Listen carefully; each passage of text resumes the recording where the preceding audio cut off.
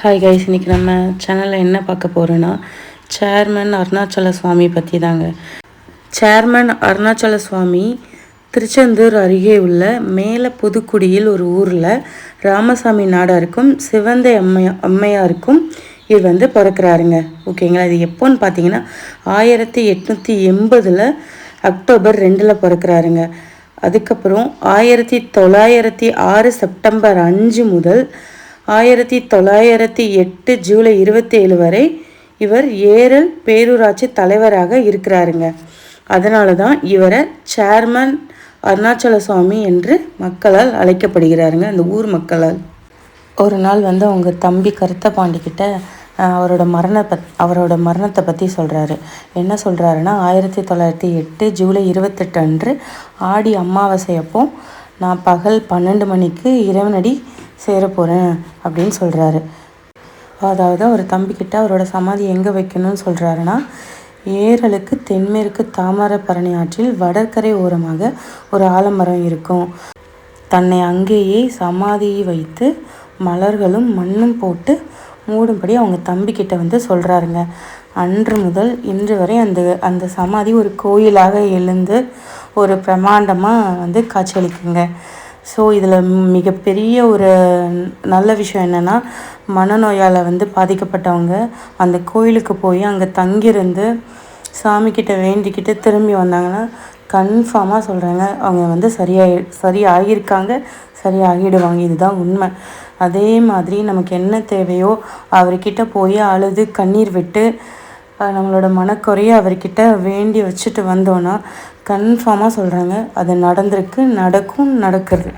ஓகேங்களா. அது எனக்கு நடந்திருக்கு. நான் 2023 எனக்கு ஆக்சுவலி 6 இயர்ஸ் அப்போ குழந்தை இல்லாமல் இருந்தது. ஸோ 2023 நான் அந்த கோயிலுக்கு போகிறேன். போயிட்டு சாமிக்கிட்ட நல்லா வேண்டிட்டு பயங்கரமாக அழுதுட்டேன். சாமி முன்னாடி நின்று குழந்தை வேணும்னு சொல்லி அழுதுட்டு நான் திரும்ப வரேன். ஊருக்கு சென்னைக்கு திரும்ப நான் ரிட்டர்ன் வந்துட்டேங்க. ஸோ நான் வந்த அந்த மந்த்தே பாப்பா நின்றுட்டா. ஸோ அவர் 7 மாதத்துலேயே பாப்பா ஃப்ரீ மெச்சூர் பேபி தான். 7 மந்த்லேயே பாப்பா பிறந்துட்டா. ஸோ நான் 2023 நவம்பரில் கோயிலுக்கு போய்ட்டு அழுதுட்டு வந்தேன். 24 மேல பாப்பா கரெக்டாக பிறந்துட்டாங்க. ஸோ ஒரு 2 இயர்ஸாக என்னால் பாப்பா பிறந்தனால கோயிலுக்கு போகவே முடியலைங்க.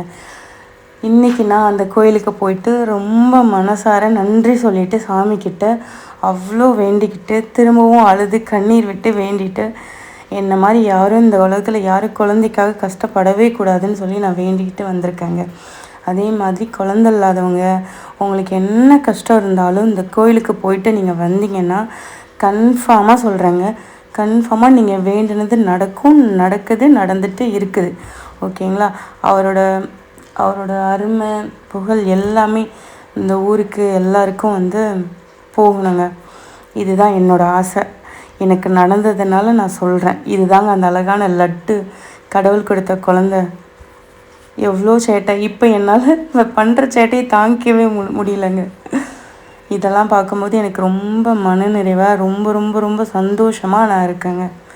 ஸோ எங்கள் அம்மா, நான், பாப்பா 3 பேரும் கோயிலுக்கு போயிட்டு சாமியை நல்லா வேண்டிக்கிட்டு அங்கேயே நாங்கள் ரூம் எடுத்து ஸ்டே பண்ணிட்டோங்க. ஸோ கோயிலே நம்ம ஸ்டே பண்ணலாம். ரூம் நிறையா இருக்காங்க. அங்கே கோயிலோட ஆஃபீஸ் ரூம் இருக்குது. அங்கே போயிட்டு நம்ம ஸ்டே பண்ணணும்னு சொன்னோன்னா ஒரு குறிப்பிட்ட அமௌண்ட் கேட்பாங்க, அவ்வளோதான் 1 டே ஸ்டே பண்ணுறதுக்கு. ஸோ நம்ம அங்கேயே ஸ்டே பண்ணிக்கலாம். அங்கே தாமிரபரணி ஆறும் ஓடுதுங்க. அந்த ஆற்றுல குளித்தா அவ்வளோ சூப்பராக இருக்கும், அவ்வளோ ஹாப்பியாக இருக்கும். அந்த ஆற்றுலேயே நீங்கள் குளிச்சுக்கலாம், நல்லா என்ஜாய் பண்ணலாம். அப்புறம் கோயிலோட யானையும் அங்கே இருக்குது. ஸோ அதுவும் சின்ன பசங்களுக்கு என்ஜாய்மெண்ட் நல்லாவே நிறையா இருக்குங்க. ஒரு வழியாக கோயிலுக்கு போயிட்டு சென்னை ரிட்டன் திரும்ப வந்துட்டோங்க நாங்கள். ஓகேங்க, பாய். நெக்ஸ்ட் வீடியோவில் பார்க்கலாம்.